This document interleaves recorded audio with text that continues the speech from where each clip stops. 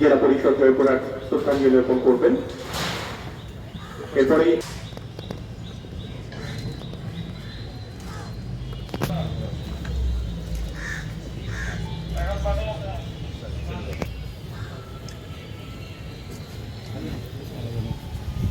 Surgeon office Joypurhat, civil surgeon মহোদয়ের নেতৃত্বে civil surgeon office Joypurhat.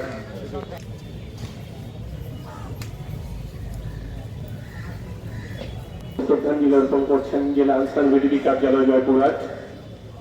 এরপর